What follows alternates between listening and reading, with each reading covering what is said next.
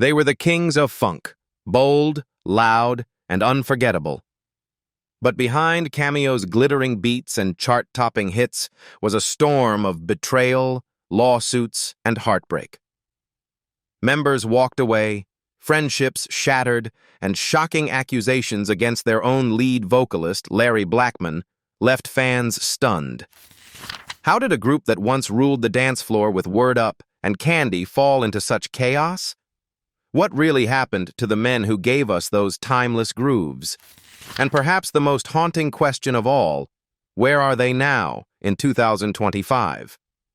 This is the tragic story of Cameo's rise, fall, and the fate of its members. The story of the funk band Cameo. Cameo's beginnings were anything but easy. In fact, Larry Blackmon once recalled witnessing a man being shot right in front of him in Queens, a reminder of the rough world the band was born into. Larry formed the group in 1974 under the name the New York City Players, and they started out playing in clubs and small venues, grinding their way through the local scene. By 1975, their hustle paid off when Casablanca Records signed them to its new imprint, Chocolate City Records. At first, they performed simply as the Players, but there was a catch. Another label, Mercury Records, already had the Ohio Players, and the name was just too close for comfort. To avoid a lawsuit, the band needed a new identity. That change came almost by accident. While in Canada, the members spotted a pack of cigarettes called Cameo. The name stuck, and with it, the group was reborn. Before Cameo. Before founding Cameo, Larry Blackmon was already chasing music with another band called East Coast. Alongside him were Gregory Johnson and vocalist Gwen Guthrie, with James Wheeler on saxophone, Melvin Wells on bass, Michael Harris on percussion, and Harris Fire on trombone. In 1973, East Coast released one album through a small label called Encounter Records. It was a promising start, but like many young groups, internal conflicts got in the way. We had 13 members, sometimes 15, even 16 back in those days with horns and all, Blackmon once said, reflecting on the chaos. Eventually, tensions grew too large to ignore, and original members began drifting away. When Cameo first emerged, they carried that same energy. A big lineup, a horn-driven sound, and endless ambition. But with fame came friction. As the spotlight grew brighter, disagreements crept in, and the band's lineup began to shift, changing both their sound and their story. Money and control. As Cameo's fame grew, so did the problems behind the scenes. The biggest issue was money. Several members felt they weren't getting their fair share from the group's hit records and sold-out shows. They believed profits were not being divided fairly, and resentment started to spread.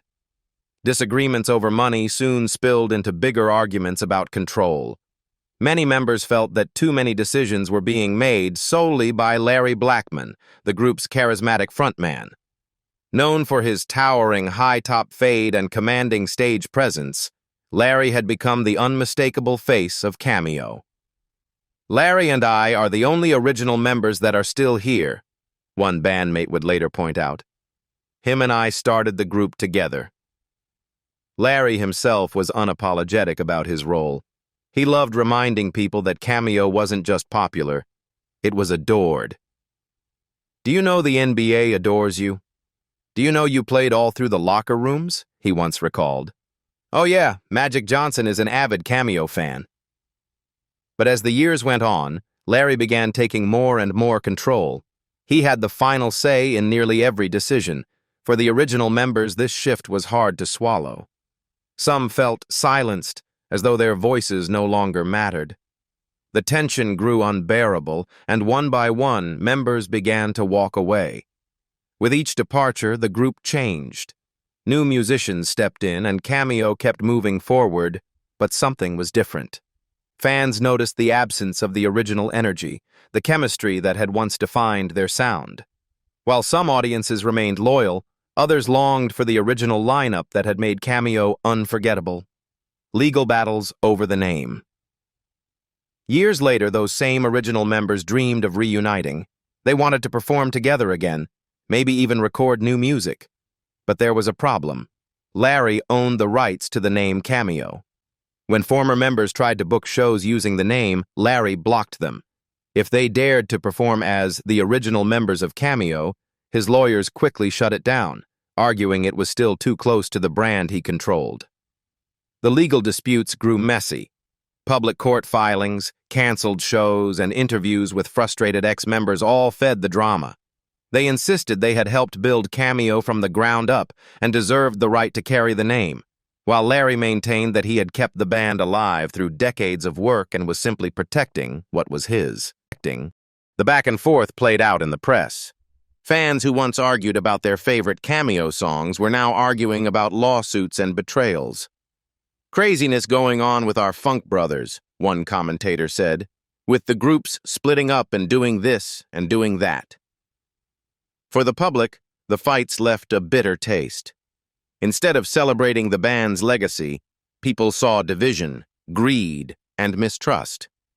For many fans, it was heartbreaking. They had fallen in love with the music, but now the story was about everything else. Allegations of favoritism and exploitation. The legal battles surrounding Cameo revealed something deeper than just business disputes. They uncovered years of unresolved tension. These weren't small arguments. They were wounds that had been festering for decades. Former members of Cameo have long accused the band's leadership of putting money and fame above fairness. They claimed that certain musicians were given more attention, more opportunities, and more support, while others were sidelined. The favoritism stung. For some, it felt less like being part of a band and more like being background players meant to make a chosen few shine. Over time, the resentment grew. It wasn't just about finances anymore. It was about dignity, respect, and the belief that every member deserved to be treated as an equal part of the group. Royalties dispute. As if the tension wasn't enough, the conflict eventually exploded into the courtroom. 4 former members, Nathan Lieutenant, Arnett Lieutenant, Gerald Bright, and Gregory Johnson, filed a lawsuit against Larry Blackmon, accusing him of withholding money that was rightfully theirs. At the heart of the case were unpaid royalties, the earnings musicians receive when their songs are played, streamed, or used commercially. The 4 men alleged that Larry had been collecting these royalties from Cameo's classic hits, but never shared them. Instead, they claimed, he pocketed the money for himself. According to the lawsuit, the amount in question was around $13,000. While the sum might not seem monumental compared to the band's overall success, for the former members, it was a matter of principle. They felt betrayed, insisting that Larry had not only shortchanged them, but also violated their trust. The plaintiffs went further, demanding an additional $1 million in damages to account for what they saw as years of exploitation and deception. One commentator summed it up bluntly. "Music videos fool you. You think people are as cool as they look, but when dollars and cents and attitudes get in the way, the truth comes out." For fans, it was heartbreaking.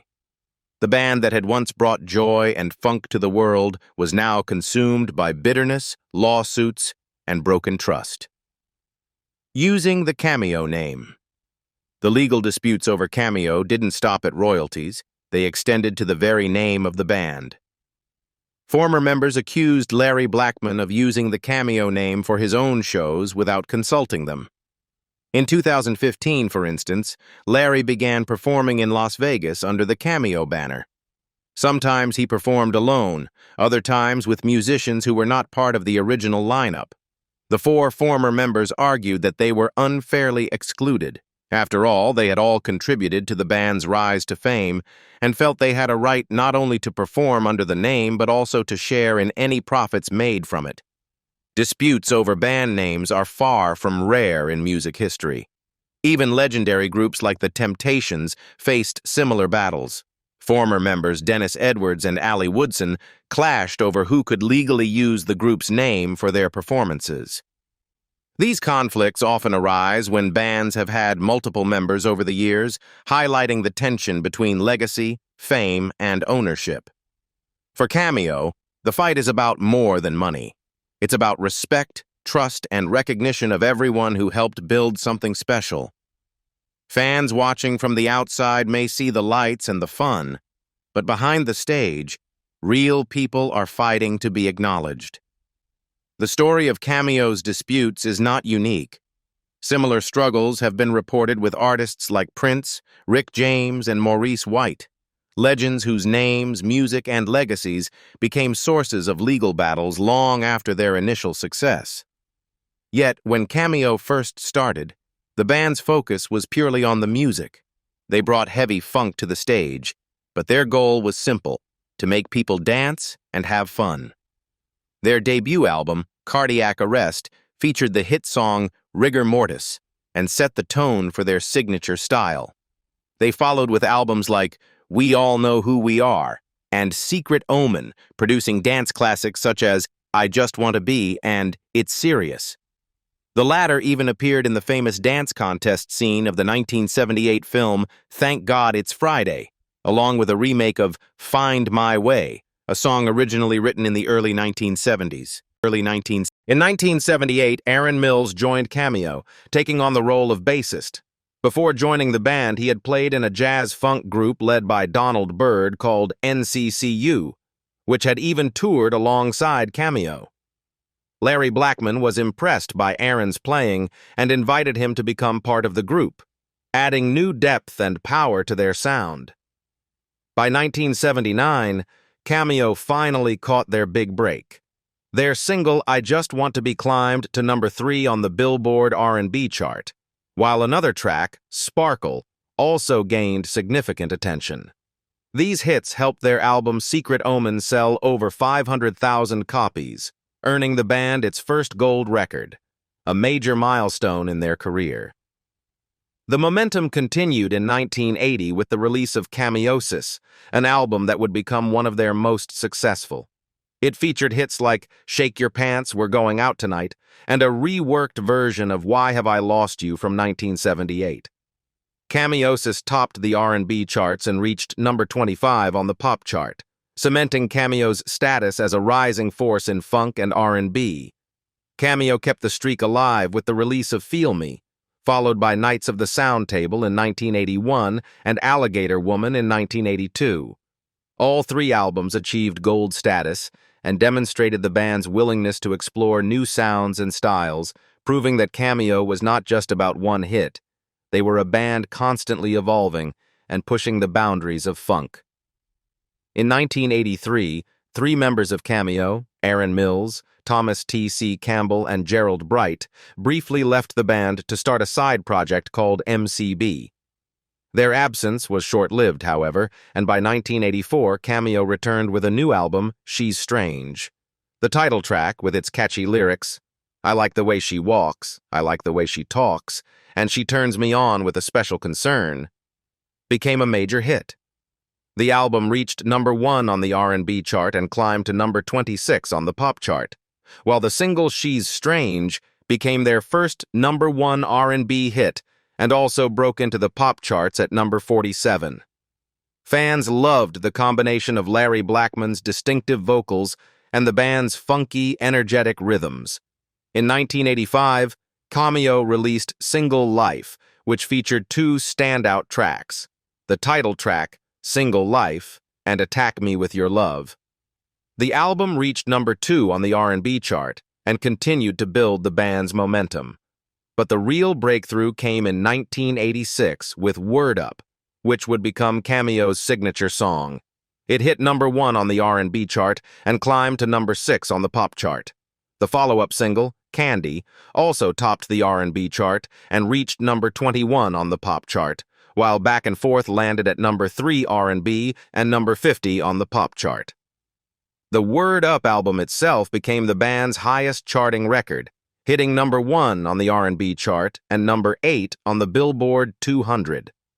By 1988, Cameo released Machismo, which received mixed reviews and performed modestly compared to their previous work, reaching number 10 on the R&B chart and number 56 on the pop chart. Nevertheless, the band continued to produce music, releasing Real Men Wear Black in 1990 and Emotional Violence in 1992. During this period, they also put out two greatest hits albums, keeping their legacy alive for fans. In 1994, CAMEO released In the Face of Funk on their own label, which reached number 10 on the R&B chart. After that, the band took a long hiatus, pausing new releases for 6 years while continuing to issue best-of collections.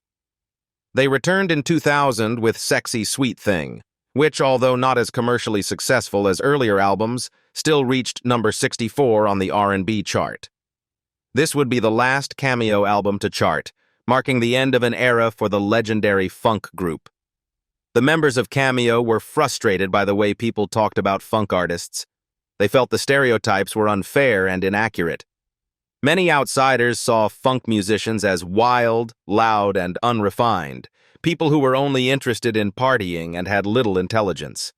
That perception made the band angry. They wanted audiences to recognize that they were serious, professional, and thoughtful artists. One member was especially vocal about this. "I refuse to be put in the same group as those wild funk people. I am a businessman. I'm smart. I speak clearly. I'm not less than human," he said.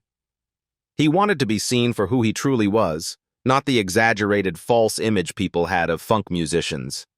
He was also critical of how white writers often portrayed him, giving his words a made-up street accent. "This is not some funny TV show," he said. "I know how to talk in a smart way. Writers should show that. When they write my words in street slang, it makes us look dumb. That's not fair to us as black artists." The member became even more upset when people started comparing CAMEO to rap groups. He felt many of these comparisons were damaging, reinforcing negative stereotypes about black people. "People see rap groups and think all black people act that way," he explained. He even mocked the street accent used by some rappers. "We don't all talk like that. Making that kind of music pulls us backward, not forward." Later, while sharing drinks with the band, he expressed his thoughts on the broader music scene. "Most of the music at that time had no meaning," he said. "It's shallow, all surface. That's why people connected with Word Up. It had something real to offer." What frustrated him most, however, was seeing successful black artists forget their roots. "I could say names, but I won't.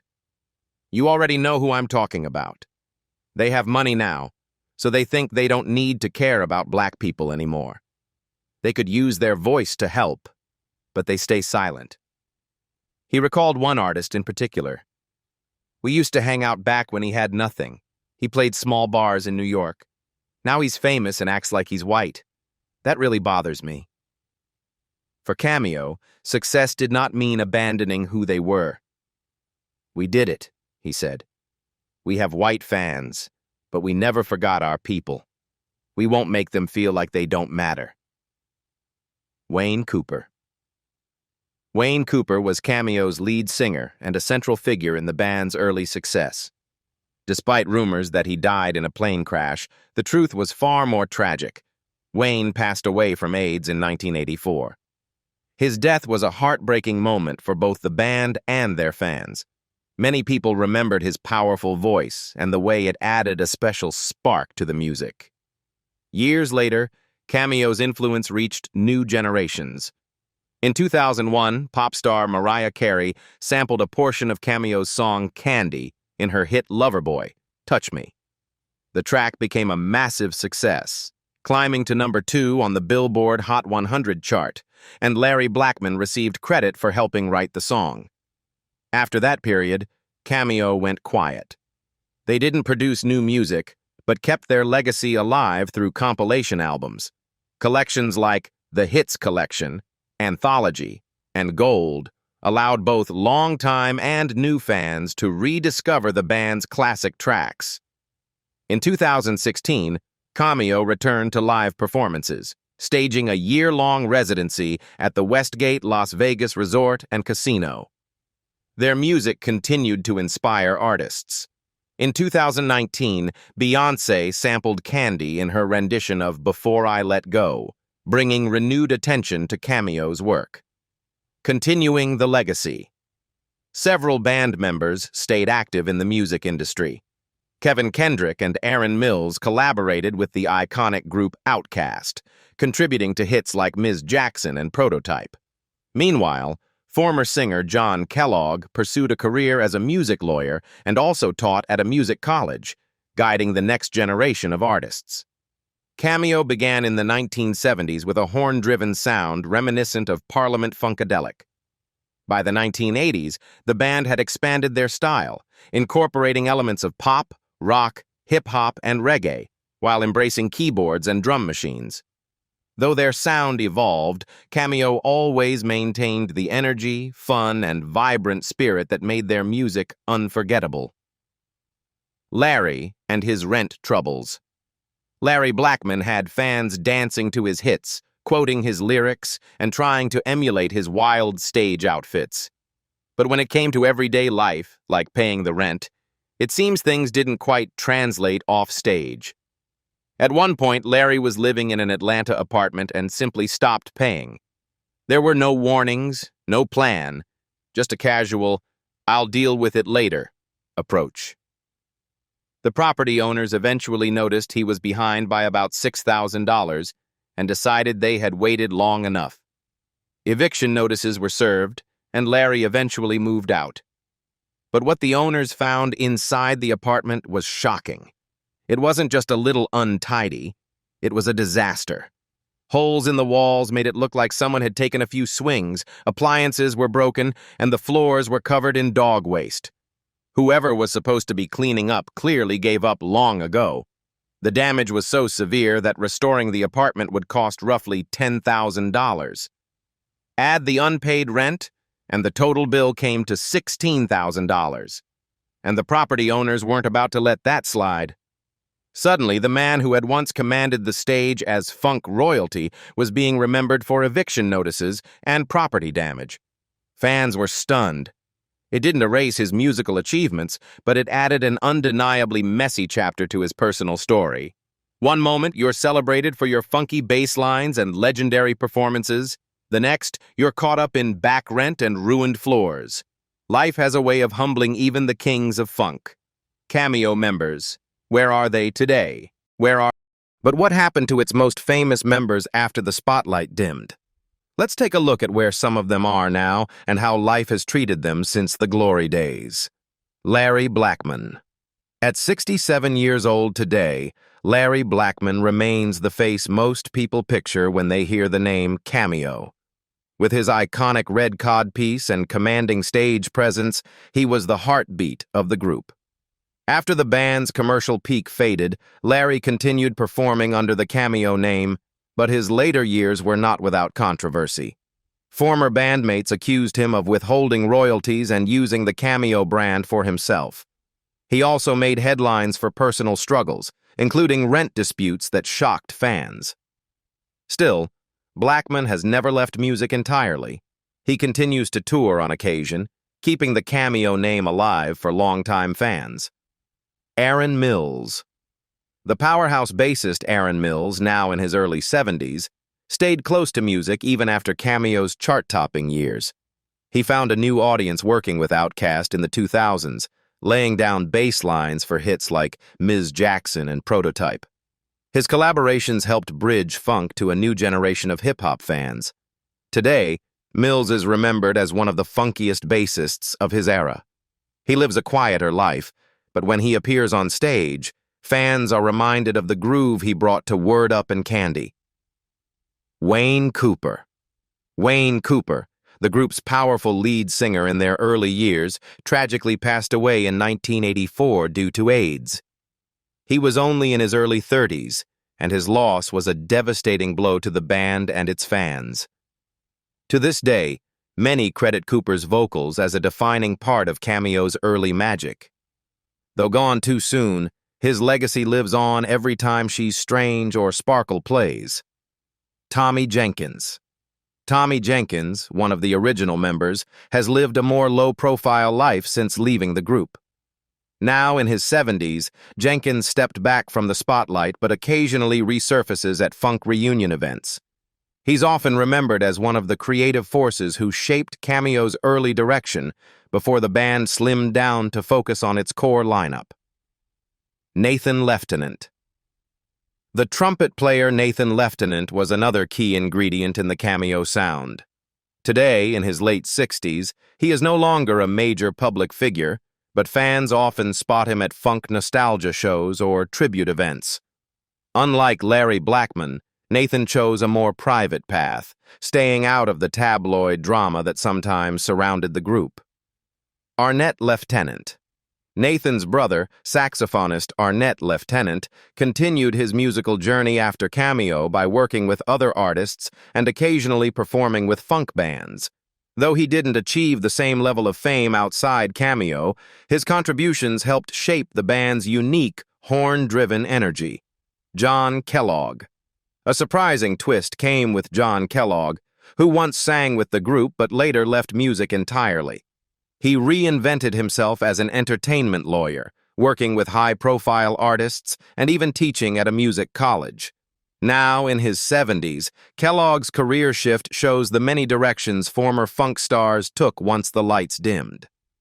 Cameo's journey is a story of triumph, tragedy, and transformation. From chart-topping anthems like Word Up and Candy to the personal struggles and quiet lives many of its members now lead, the legacy of the band remains unforgettable. But what about you?